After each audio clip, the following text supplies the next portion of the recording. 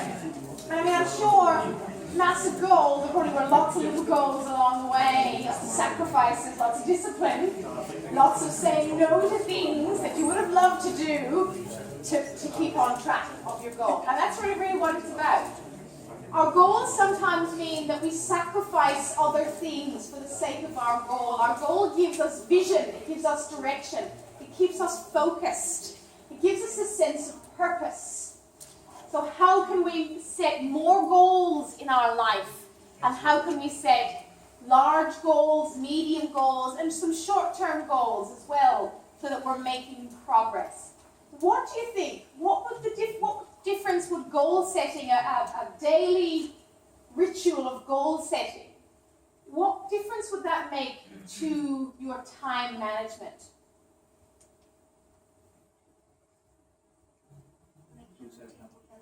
Yeah, so your routine is more healthier. You are channeling your energy into something that you actually want to achieve. Sometimes I like to think of it when we think about job seeking, for example. We do think about, oh, I'm using social media for job seeking. Right. I want to see you using LinkedIn groups 3 hours per week. An hour on a Monday between 3 and 4, an hour on a Wednesday between 12 and 1, and an hour on a Friday between 4 and 5.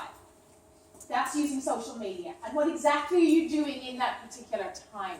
So just saying I'm going to do this often doesn't actually make it real. This is where we need to sort of put some discipline, put some measurement, put some detail around it to actually make it happen, to actually make it live, if you like. And then who do we check our goals with? If we're in the workplace, have we checked them with our manager?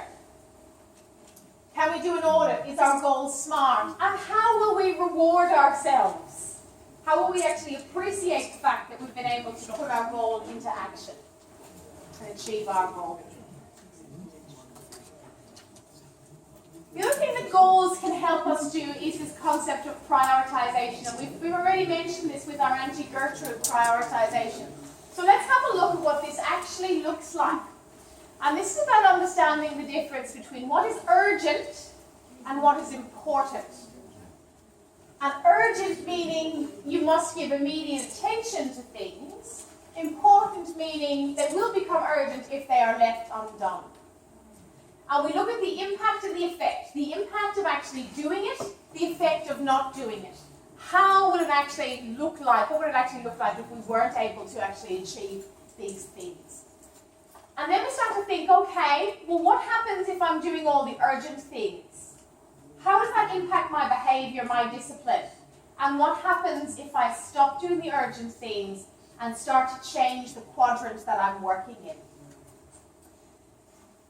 And this is the time management matrix. This is where we start to think about our time wasters in 3 and 4, the crises, things that will lead to stress, and the proactive goals, the proactive things that will actually give us direction and give us vision.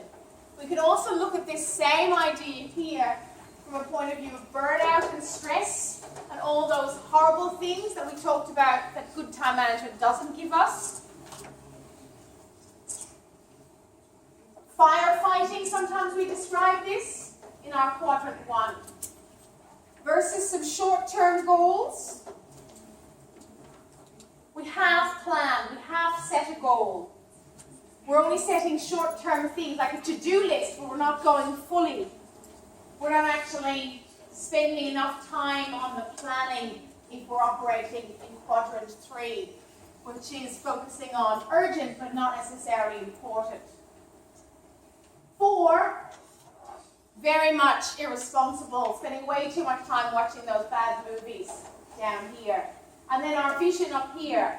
How can we get more balance? How can we have fewer fires, less stress, higher productivity, and a higher return for the impact that we would actually spend, things we would actually do? And it's interesting when we actually look at what sort of things go into this matrix. Have a little read so you can see what are sort of the activities that would actually be in each of these quadrants.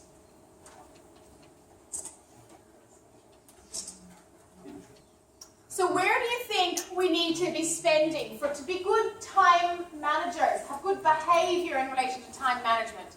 Where would we want to spend most of our time? What quadrant? First one. First one? The second one. We want to be more, if we're going to be more effective in quadrant 2, we want to spend more time in quadrant 2. The better we can be in quadrant 2, the less crises, the less firefighting, the less stress we will actually have.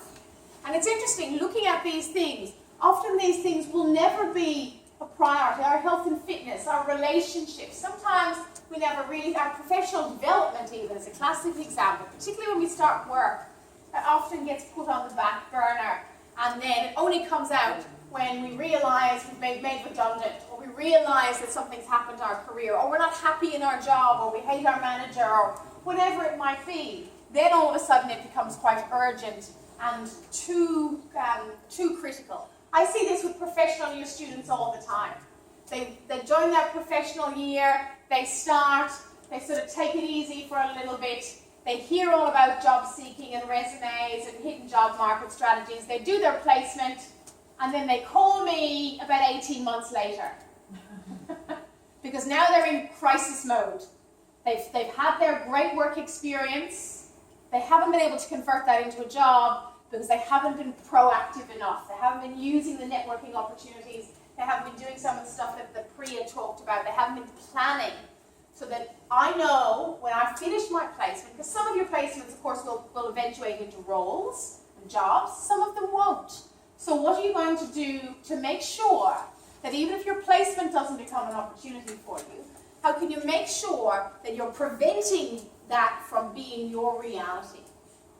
So that you've got your fresh work experience, your fresh referee, you've got your visa, you've got everything you need right now, and you've got your job. So this is about really thinking about how can I prevent some of those things from happening? How can I really be proactive? When do you think you would start working in quadrant 2?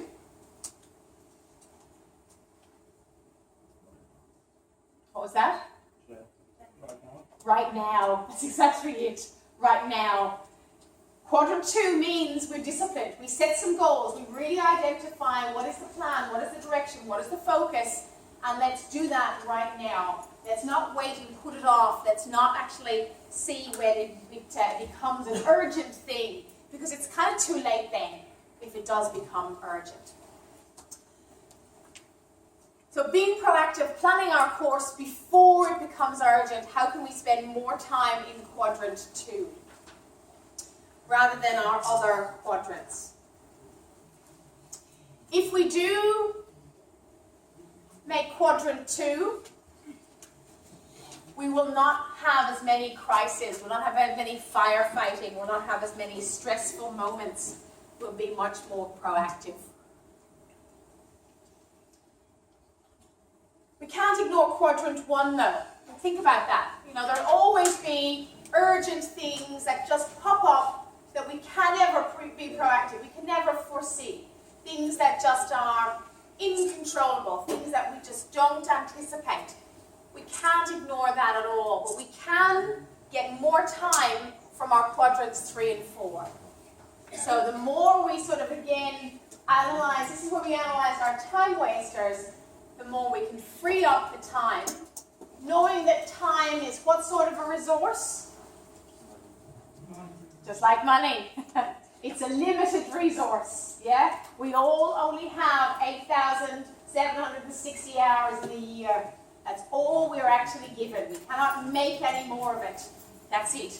It's about how we spend it and how we behave in relation to that time that will actually help us or hinder us, that will allow us to manage our time rather than it managing us.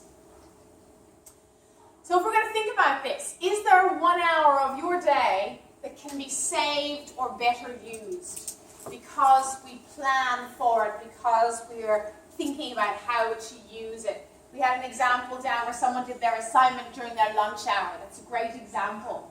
Or where someone is able to get up earlier to finish something than leave it wasting or letting it become a crisis the night before.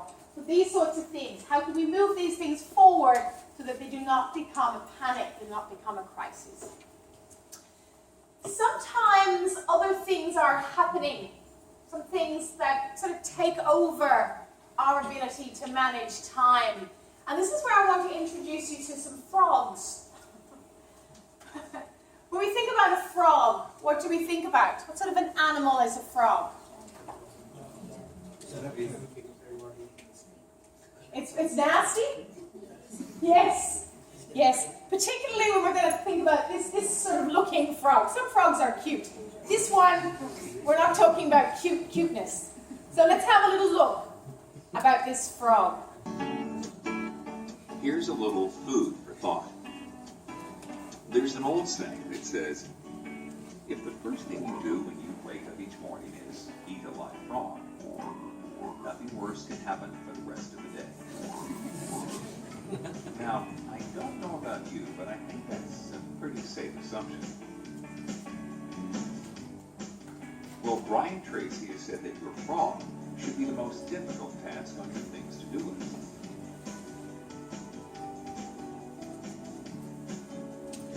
The one you're most likely to procrastinate on.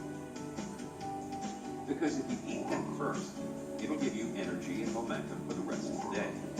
But if you don't, if you let them sit there on the plate while you do 100 unimportant things, it can drain your energy, and you won't even know it. William James, one of the founders of modern psychology, said this: procrastination is attitude's natural assassin.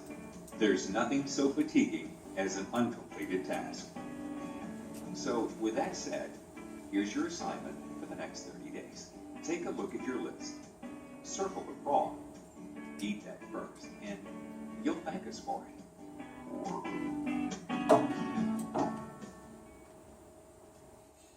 So, what are your frogs? What are the biggest, ugliest, nastiest things on your to-do list that you have been putting off? BA online course. What was that? BA online course. Be on Professional year online course. the professional year online course. Hands up. And anyone also got this frog? Oh my goodness, it's the massive, it's the frog in the room. They talk about the elephant in the room. This is the frog in the room. It is, but no one is expressing it. They're just Okay. hiding themselves. They're kidding themselves. So how long does it take to do the professional year online course? Has anyone done it, by the way? Anyone in here done it? Okay, so you started doing it. We are in the middle of the course. Middle of it, okay. And how is it tracking? So far, so good. We are struggling. Struggling with, what are you struggling with?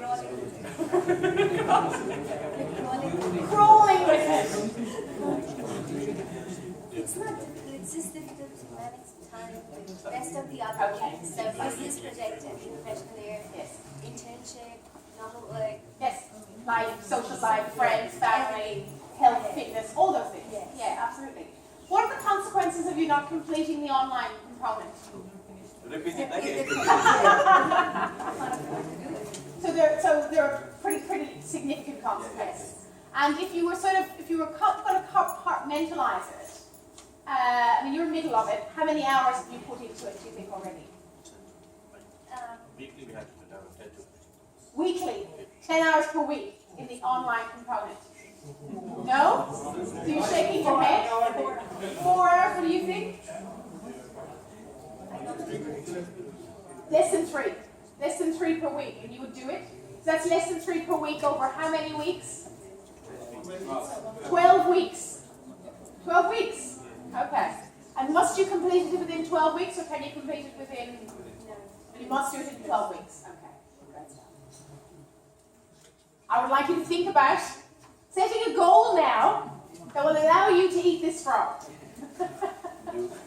So go back to your goal and think about, is this your frog? What goal could you set? Maybe this isn't your frog, maybe you're fine with it.